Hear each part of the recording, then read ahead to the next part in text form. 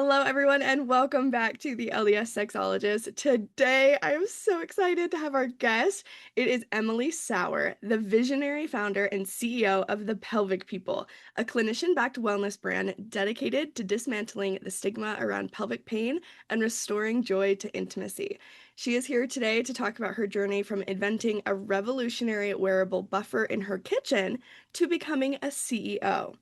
And I also did stalk you a little bit on the internet and Oh found out no. that you do kickboxing. Oh So God, I have a I need lot to of hear about weird that. physical. I'm like a monkey. I'm like a monkey in this world. I grew up doing competitive gymnastics, so all the upside Bitch. down aggressive thing. You say me too? No, yeah, well, I did competitively when I was younger, but I was like a coach for competitive gymnasts. Oh, how fun. Yeah. Oh my gosh, yes. So natural segue into kickboxing for sure. I mean, sometimes you just need an outlet for anger. Yeah. Like I'm not mad at anybody, but this feels really good. Yes, it's something to feel powerful. It's Yeah, amazing. yeah. Oh, That's I fun. love that. How long have you done kickboxing? I don't currently do it, Okay. but I started it in high school and then continued training. And then I taught kickboxing in college. And I had the most attended non-mandatory fitness class at college because I was like a little yappy dog, like, they put on real pump up music and I'm in people's faces and be like, you got this, like, rah, and then like the music pumps up and then you go Yeah. harder and then they go hard. It was like, oh, I think I'm just like a built-in like cheerleader kind of person, which just shows Yeah. up in a lot of the work that I do, and obviously the ways that my body exists in the world, publicly and privately. But yeah, yeah, it's fun. I I love that. That sounds amazing. I wish I could go to I should go to a kickboxing class. I was actually thinking about boxing the other day. I saw an ad. I So mean, group fitness is the best. It's maybe like I will. motivation to go, motivation to continue going. Oh, I agree. I'm a pole dancer, chair dancing, lyra. I like the aerial arts because, Love it. gymnastics segued well into that. But I don't know. Maybe a little aggression. Maybe I have more in me than I So I also do realize. partner acrobatics with my husband. Shut up. It's gymnastics, yeah. Oh, you're so cool. Speaking Partner of how cool acrobatics you is are. so fun. I mean, we could listen, we should probably talk about what we're going to talk about because Right. we could diverge for the entire hour. Speaking of how cool you are, let's talk about how you entered into what I consider the coolest space around, which is the pelvic health and just sexual wellness space. So tell us about your journey from, regular person who kickboxes and just exists in the world as an incredible human being to CEO of a company. Take me on that journey. Let's do it. Yeah, I mean, I previously worked on high profile photo shoots as like the on-set technician with like very A-list celebrities and politicians. Yeah, which was fascinating because I was like at the base station on like while all the images would come in to where I was, and I would have to tell everyone what they were doing, like how everything was going. People with giant egos needed to know they looked beautiful, as So as I was doing that, I let's just say, oh God, I'm like going out of order. Anyways, for my Mhm. entire adult existence, I had a deep pain during penetration, and I never knew why, and I never really actually considered it a problem because every time I went to the doctor and asked for help, the tools that they had to diagnose me were ineffective. So like they used a sonogram, nothing showed up. They took tests and nothing showed up. It's like, okay, if nothing is wrong, then I must be the problem. Mhm. And sex never, like, it got to a point where again, I would never tell anyone or any partner about the situation. So I would just kind of work around it. And when you're in a position to do nothing, then you think like, oh, things will just get better. You're right. And usually they don't. Hmm. Oftentimes it's easier to kind of like sit in your own stew. But because I just didn't have the confidence. I looked up pain during sex, and internet results yielded like porn or tools actually for male performance. So they have like pillows to angle your body, but it was like deeper penetration, and like that is just the last thing that I wanted. And Yeah. so when these results, again, it's like everything continued to point to nothing, and so I had no one to blame but myself. And so finally, at a low point in my life, where you have those like slow trajectories down and you find yourself at the bottom, Yes. sex got way more painful. because I was so stressed, and I was in a not a good relationship. And finally, at a breaking point, I just like was in a car with a friend listening to music, and I was like, "What if you just put a donut around a penis? Maybe I wouldn't hate myself so much." Um, and we like laughed and joked about it, and I was like, "Actually, though." Yeah, you're like, wait, It's was that a stroke of genius actually?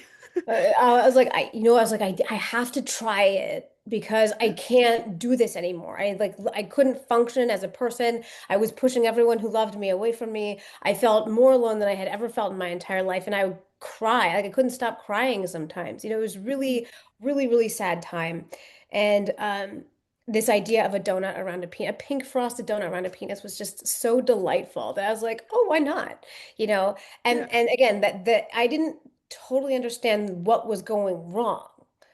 But I Hmm. was like, maybe if it just goes shallower, that could help. And so I bought these Yeah. like foam donuts on Amazon, which I would not recommend because they were like vanilla and sprinkled and not hygienic whatsoever.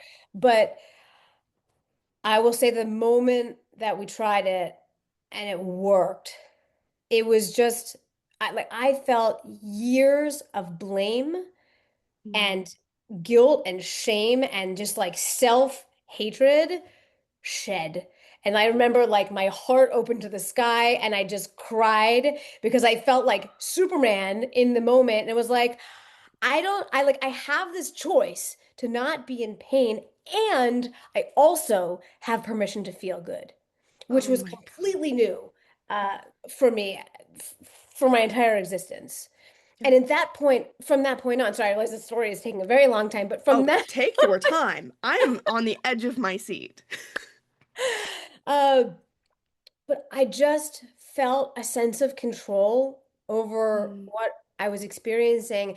And I told anyone and everyone about my experience of pain during sex, like friends, strangers, family, like, I have this experience. I have this crazy idea. Like, what do you think about it? And I would be out in social situations and Mm. drop this conversation and then like do whatever social boppity bops when you do in your 20s.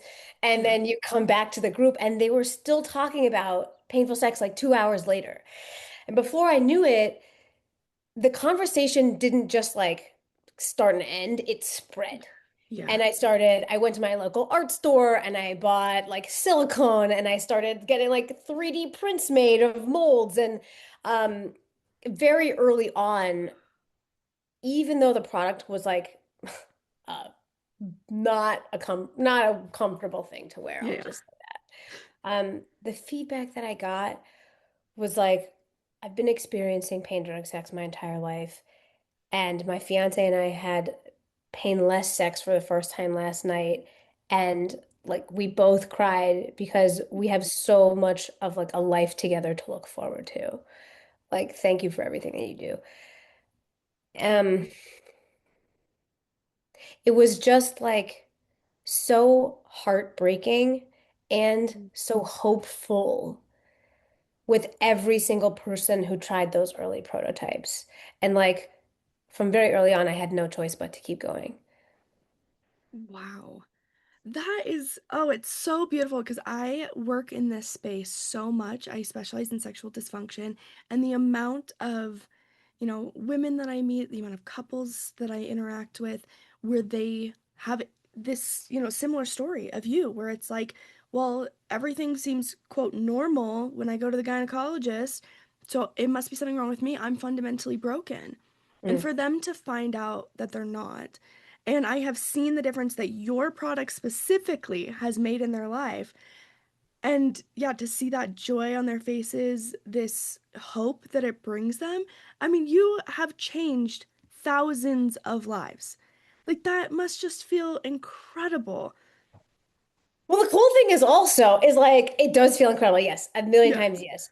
And a lot of people aren't ready yet to do something. And so Mm, what we've done, that conversation that I started in like 2019 exploded on Kickstarter, right? Like we heard from Urban Outfitters and Harvard Cancer Research Center. We like heard from these like massive medical and just mainstream organizations really eager to have a conversation about painful sex because it didn't exist in a large scale way before we started. The existence of the tools that we make validates an experience for an entire population that has been silent forever. Yes. So Yeah. on one hand, yes, it's very cool that the tools are helpful. On the other hand, it just sparks a dialogue and a paradigm shift in a way that is absolutely necessary for people to make educated decisions about their health. Oh my goodness, Sorry. I could not agree with you more. I just love meeting other people like in this space that are making this difference because yes, the conversation it starts with the conversation. It starts with the with recognizing that this is going on. That they're, the women that are experiencing this, they're not crazy. Yeah, They're not no, broken. They're not like they're none of the things that they've believed about themselves or that maybe they've heard, but rather this is an experience felt by many and that there are things we can do to stop it, to prevent it, to make it a different outcome for future generations, which I am such a big advocate for. I love. totally. Okay, I want to know when you're making these prototypes and you're doing this whole thing of like I am going to make this. I'm going to make this a thing. How like because Boy. you said your background was like in photography and all this stuff, not in, like creating prototypes and running a company. What was the learning curve there? There had to Oh, have been so deep, much. deep learning curve, let me tell you. I have no background in manufacturing, supply chain, business. You get like Yeah. these business school folks like raising lots of money and spending it in crazy ways. And I was just like, you know what? I completely value driven. I want to help people at my core. And as a patient-founded company, I knew that I didn't just want to help the people who needed help, but I also knew that there needed to be change from the top down because I went to my doctor's appointments for years and didn't get help, and there's no way that that was just me. Mm, So how is it that we can also create change from our medical system downwards and give them the tools to start the conversation and provide an at-home treatment plan that can help them do their jobs better. So going from the prototypes, I actually from the prototype stage uh, got on the phone with every OB urologist that I could talk to, and I talked to a urologist, this guy, and he was like, "Pain during sex isn't a big enough problem for you to be solving." However, yeah, I know. Hear me out. However, okay, you should okay. talk to this woman named Susan Kellogg. So the couple days later, she's a sexual medicine specialist. I get on the phone with Susan Kellogg, and she's like, "Quit your day job, do it." And she's like, "Come to this medical conference." And I looked at the medical conference, like the top 5 people who were running the show there, and I brought my little prototypes and that I had made in my kitchen with like sticky boogers everywhere, but they were perfect. I would not leave my house if it wasn't perfect. Showed up at these conferences. People were like, "Oh, what do you do?" Expecting some gynecological profession, and I was like, "Oh, I'm a patient." And they're like, "Oh, like, what seems to be the matter?" And I was like, I have an idea. I have this prototype. Like, do you think this could work?" And like, literally, Rachel Rubin grabbed the prototype. She runs down the hall to this guy named Erwin Goldstein, and she's like, "Erwin, look, it just makes sense."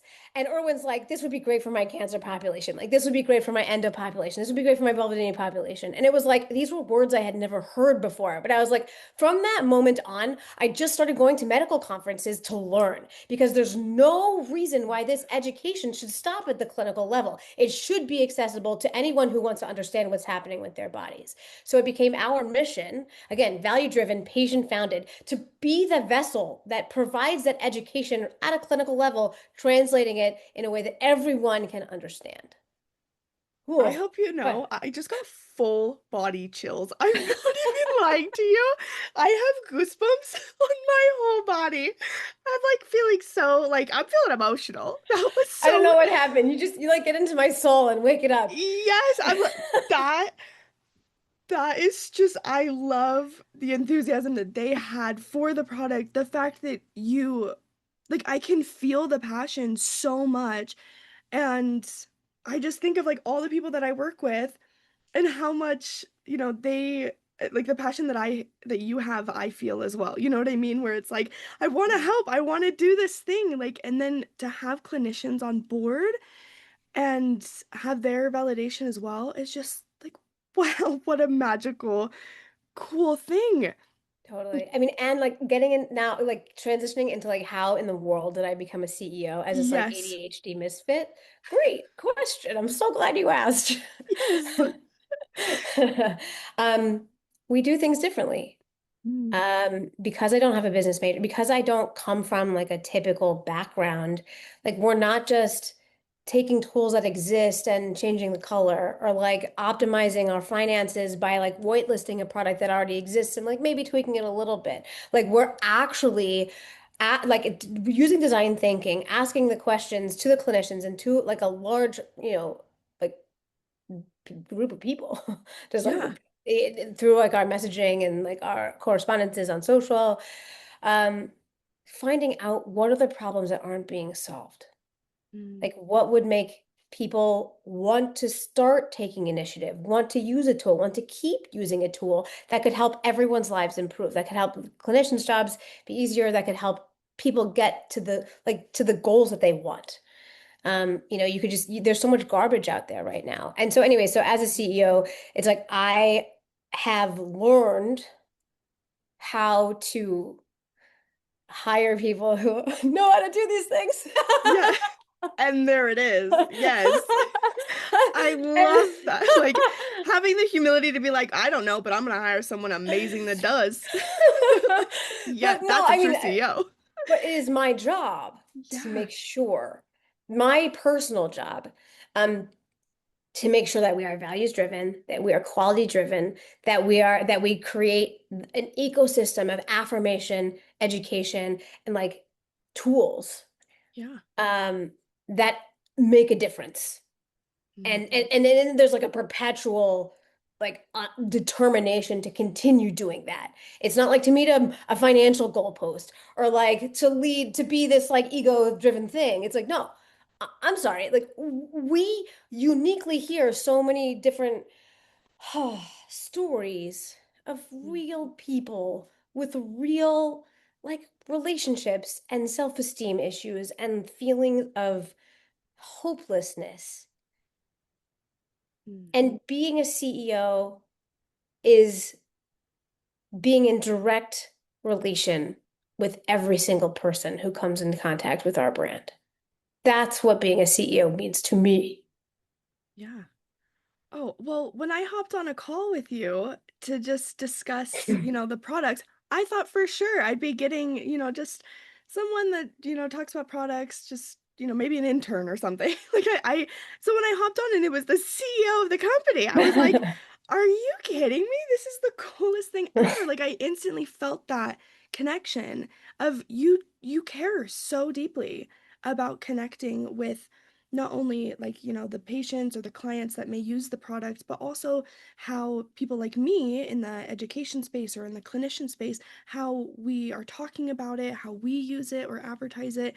So I really appreciate your care that you have, and it really comes across truly. It's very impressive. I appreciate that. And there's like cracks in the there's as like as nothing's with ever all perfect. things. But it's been a really fulfilling Mm. time. So I want to know how you went from the Ohnut, which is this buffer that you invented, that you took to that medical conference. Now you've created this company to the invention of the Kiwi and the prototyping for that and some design decisions that you made to go after exactly what you just said your goals are, which is to genuinely help people, like not just create anything, but create something that serves a purpose that is needed and that can add hope into people's lives. I'd love to know where that How idea that came happened. from. Yeah. Okay, well, real quick, and you can drop this anywhere in the script, but Yeah. just to give it like an explainer on what it is in the world we're talking about. So Ohnut is Yes, as please. a depth limiting buffer. Ohnut is a depth limiting buffer for folks who have deep pain during sex. So that could be for any number of root causes. Um, but primarily what it does is it's a stretchy stack of rings worn at the base of a penetrating partner. So that could be a partner, it could be a toy, it could be a dilator worn around the base. And then during penetrative sex, it compresses down like a bumper. But rings can be added or removed at any time during any position to control exactly how much goes in a way that feels good for both partners, right? Yeah. And I will Um, say, so soft. so So stretchy, squishy. so like they're just the most fabulous texture and like the stretchiness of them, that must be quite comfortable to wear. I Yeah, mean, I would say non-restrictive. if you can't fit in this, you got a whole other issue on your hands. Yeah, they're Uh, awesome and how they fit together too, like around each other to stack. yeah. Just awesome invention. It's very useful. I mean, basically it's a mechanical adjustment that can make sex comfortable while an individual is kind of addressing root causes with a clinician. You know, it's kind of the an option that helps you have comfortable sex while kind of addressing the other stuff that's going on. Yeah. But it's also a really great conversation starter. A lot of times when during penetrative sex, if it's painful, there's this like system shutdown where like silence is unbreakable and you're just like and like the body tenses up and it's either like fight or flight Yeah. or embarrassment, you know, whatever that looks like. It can be a lot of things, but all of a sudden now there's this like cute squishy thing. You're like, oh, do you want to add a ring? Do you want to take one away? Like, how does this feel? Like Mm. very basic, easy questions that create that layer of safety. So for both partners, right? Yes, So yes. both partners can just relax Mhm. and you can feel your body. You can feel your partner's body in a way that is just completely present. Mm. And from there, what becomes possible, right? Right. Oh, it's so great. It's such a great, great product. I love it so much. I promote it all the time. I'm like, the second someone's like, I have pain, let me put you onto something. Hold on. Before you finish your sentence, I have a few things for you. Amazing. So the transition from Ohnut to Kiwi. So what's amazing, Ohnut is clearly like a depth limiting tool for deep pain during sex. People were like, okay, cool. I have entry pain. I have like burning at the entrance. Like nothing can go in. It feels like I'm hitting a wall. Or like I get like traumatized at the, you know, when anything is near me. Um, can Ohnut help? And it was just like, no. It's a Yeah. different, well, I can't, in some ways, there's like a psychological component, but entry pain is kind of a different thing.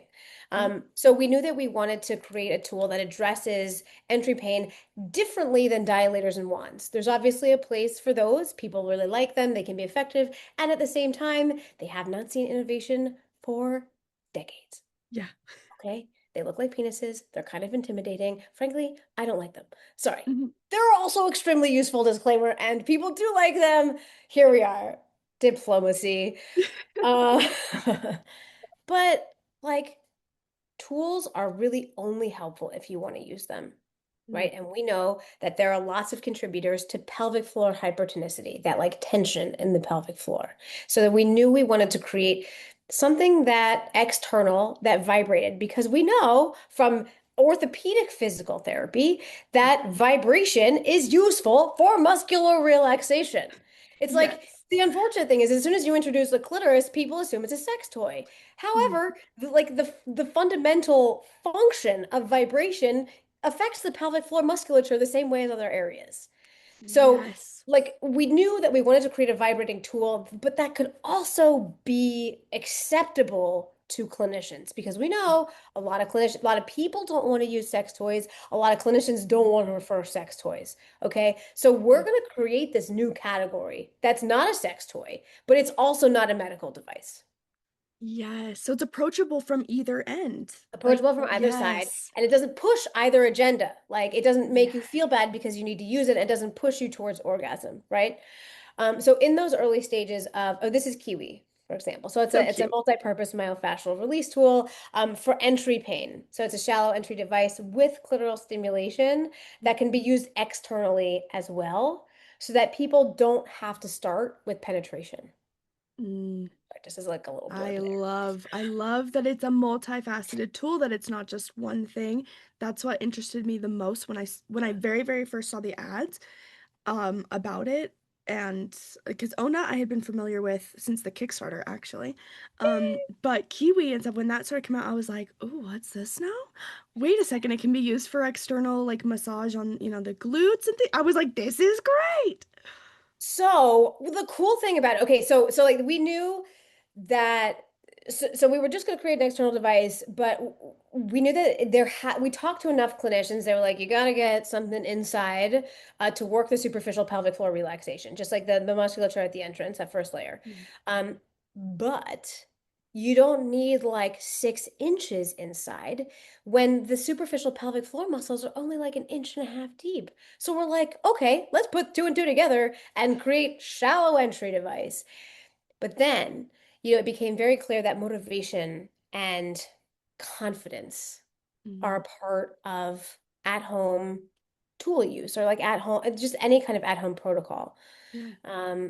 So we know that when people are forced to use a tool a certain way, and then their bodies don't meet the expectations of that tool, there's such a deep sense of failure, Mm. right? Absolutely. So when you have a tool, like you said, that can be multi-purpose, like you can use it on your glutes and your hips and your lower abs. You can use it like on the perineal body, like a tennis ball.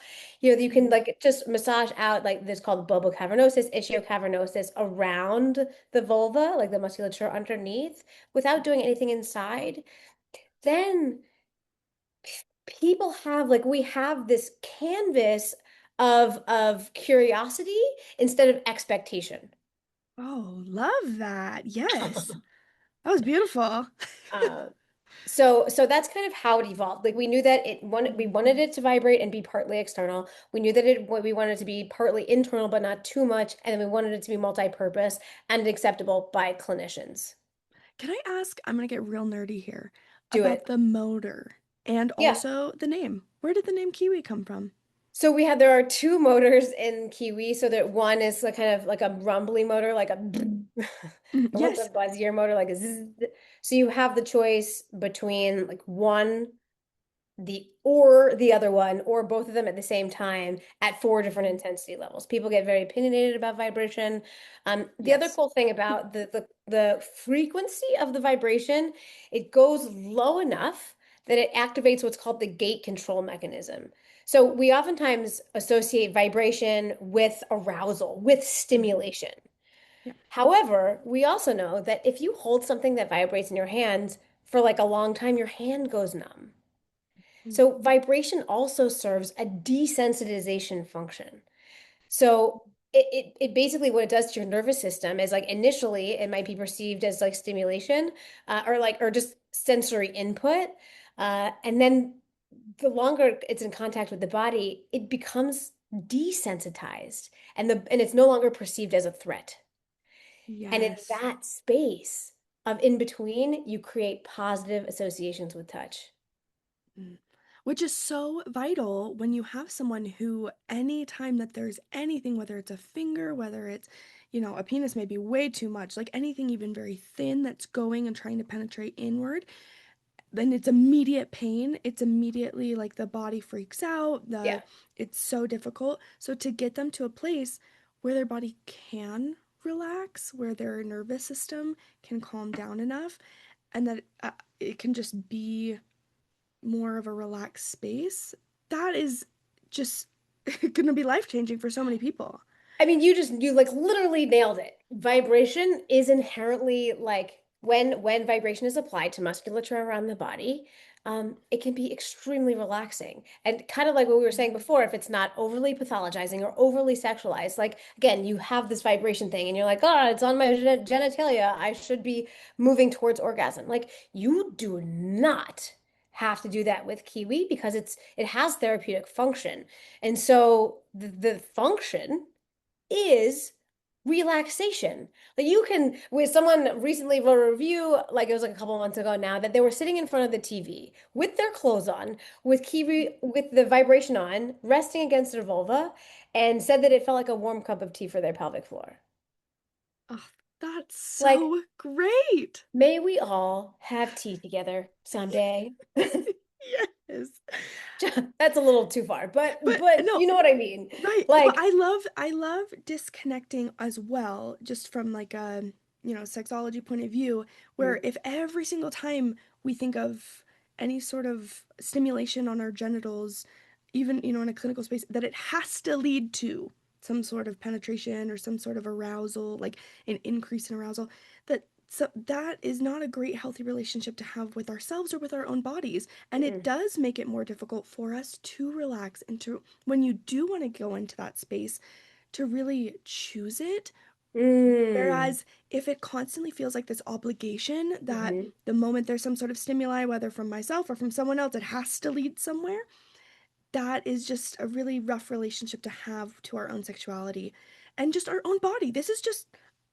Your vulva is another part of your body that we want to feel familiar with, that Yeah, you have choice around what you do, what you choose not to do. All of that is up to you. But immediately associating any sort of vibration or anything to, sexual arousal, I think it's really healthy for us to disconnect that. So, totally, yeah. totally. I mean, also, like, you think historically our women's bodies have been treated as body parts. Mm, And yeah. like the doctors are treating the body part, and our toolkit at home is treating the body part.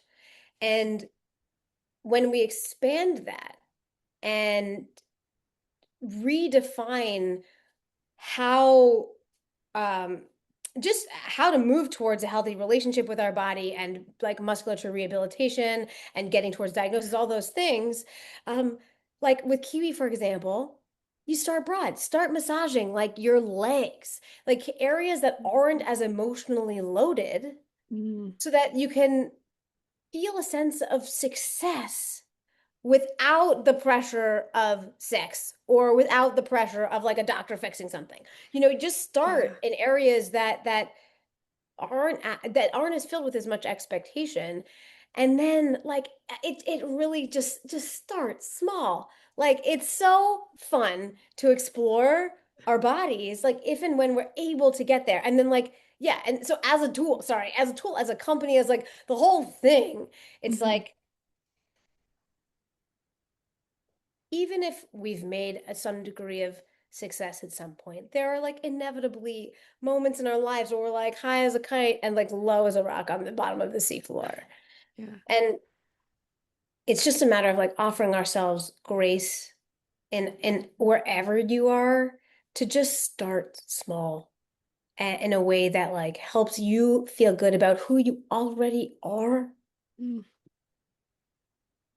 So much of what we're doing, like so much of what people want is to be different, when in fact, there's so much that's already working. We just have to turn up the volume there. oh. Um, Yes, I absolutely agree with you. Helping people discover who they are and how their sexuality connects with them, how they are embodied beings, and that they mhm. are choosers around what that means to them, how they use it, with others. I love that this tool can just be something that can help bring more pleasure, greater relaxation, and then if you want to take it into a more sexual space, you can, or at least it can help present those options to you, to make sex more pleasurable. But it starts with just understanding ourselves, our bodies, what we're capable of, and feeling at home with what we have, and getting away from those thoughts and those feelings that we're broken or that there's something wrong with us. I would tell you something. I 1,000% agree, and I have an opinion that is strong and not often agreed with. I'm so ready. We very sparingly use the word pleasure in our branding and our Mm. business at all. Because, like, for me personally, I just know that when sex is most painful, and I have a partner, I'm like married now, but like Mhm. if I'm with a partner historically that defines their experience based on my enjoyment, or Oh. they only feel good if I'm feeling good. There's just so much pressure for me to feel pleasure that it becomes performative, like extremely performative, like really unsat like it's just it's sad. It made me sad about who I was and who I wasn't. Yeah. And so that pressure to feel pleasure actually made me not want to be intimate with a partner at all for a period of time. And so it wasn't just like, were we having sex or not? It was like we stopped holding hands, we stopped cuddling, we stopped kissing. All of a sudden, that expectation to have sex and to have like really good, amazing, blah sex, like just took every piece of intimacy off the table. I'm like a huge Yeah. fan of just like play, non-sexual play. Yes. Um, but you know, when you start using the word pleasure, it just means orgasm for so many For people. It so doesn't many. mean enjoyment. It doesn't mean like laughter. It doesn't mean like that warm feeling you have when you hug somebody, or the feeling when you eat a delicious piece of fruit that like wakes up your whole body and appreciates the earth for giving you that piece of fruit. You know, Yes. like pleasure can be those things, but in the way that we use it today in modern society, that's not what it default means. So we as a company use it very sparingly, despite efforts of some of my teammates. No, but I think you're on absolutely like the right track because until we first kind of, as you said, with some other things, fix it at the top, until we can start to think of pleasure as being all of these things, as being everyday moments that bring us joy and tapping into the sensual nature of just like things Existence. around us. Yeah. Yes, that it Yeah. exists in all things, that it doesn't immediately have to be sexualized for Yeah. you to have like that those are they're not it's not in a vacuum. It doesn't have to completely coexist together, but rather just pleasure in life, joy in Mhm. life. So I think until we get to that place, I completely understand why you stay And away from keep doing that. what you're doing. Yes. It just like it always No, raises an interesting flag for me to I kind of yeah. help folks to consider how we orient around the term pleasure. Yeah. Yes, I absolutely am with you on that. I'm preaching that all day long, especially like with I speak to a lot of people that choose to be abstinent before marriage.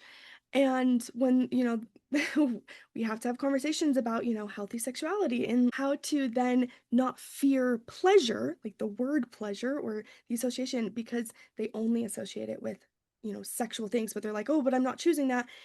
But I loved your definition of what you said of what things can be and just the sensual nature of life. I just feel it very deep in my bones. I mean, it is interesting the concept of fearing pleasure and just like Mm. I think oftentimes fearing being in your body at all.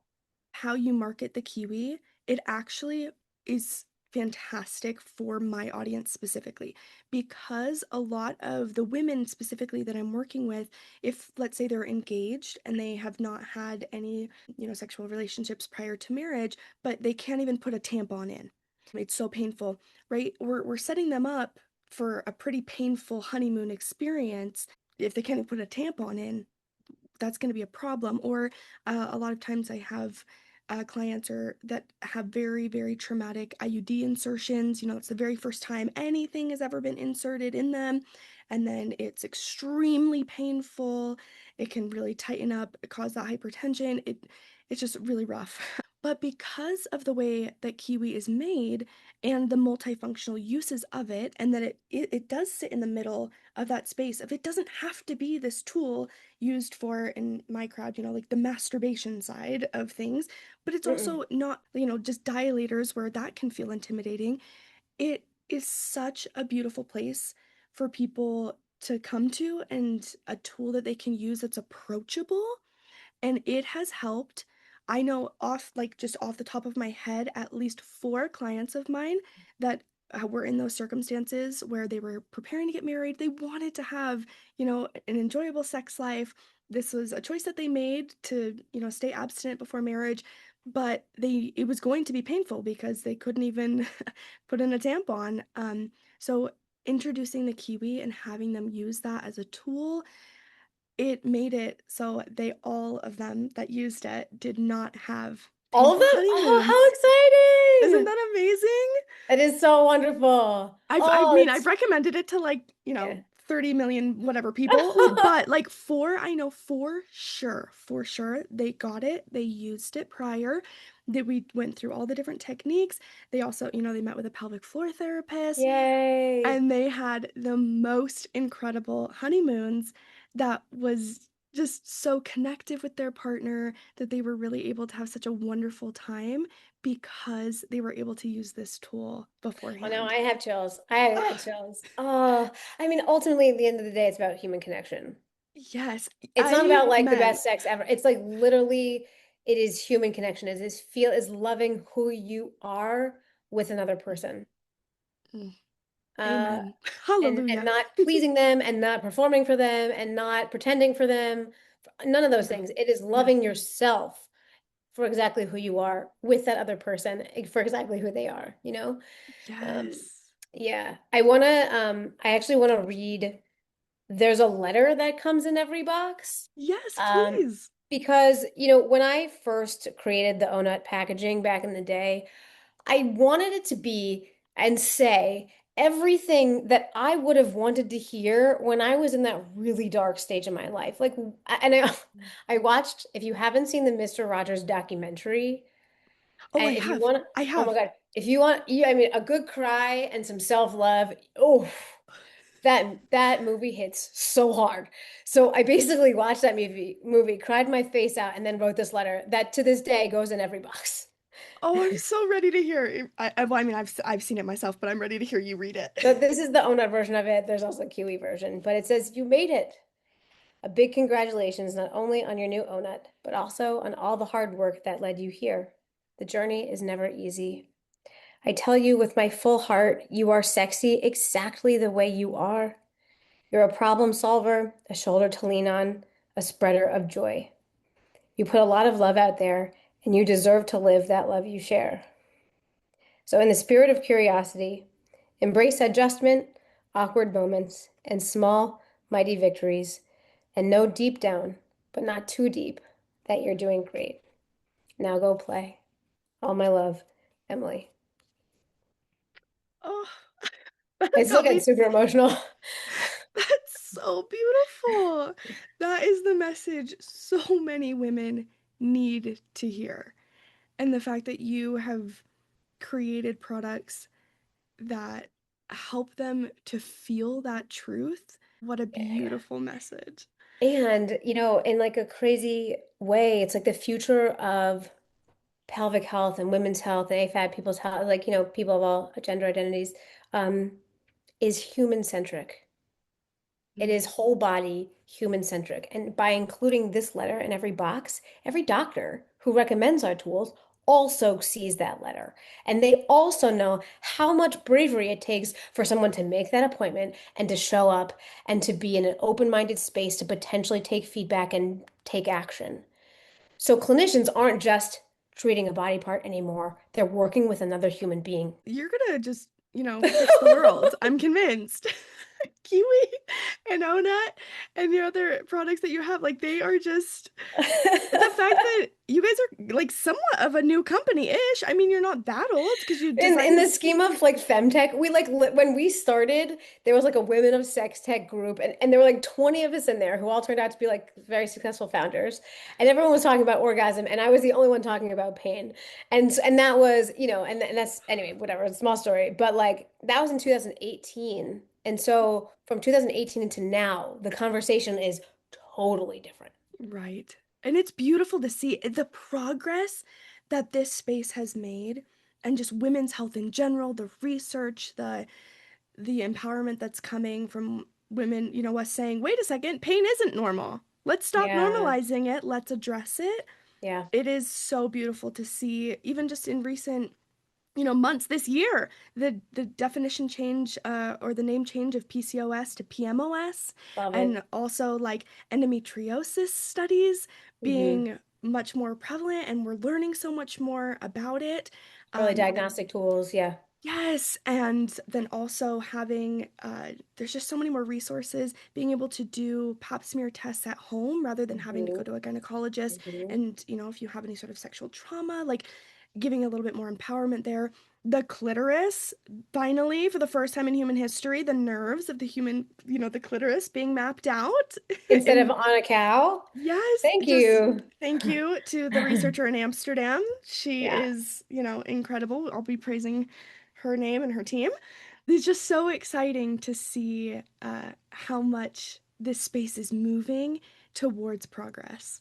So we've actually contributed to the science. So Shut up. we have one published study with Ohnut with an endometriosis patient population on acceptability of the tool, and it showed positive, very positive results. So that has been announced at medical conferences as a way to change treatment protocols, which is very exciting. And we just finished. We actually we can't run the studies because that would be biased. So we actually have universities and established research centers lead the studies.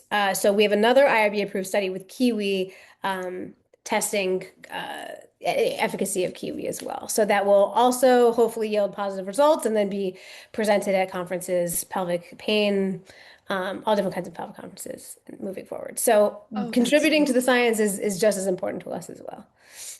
Oh, I love it. I love it so much. I'm such a nerd when it comes to the research. I love that side of it, of me reading all of the papers. I have all my subscriptions to the journals. Yeah, I So love good. it. You pay for it.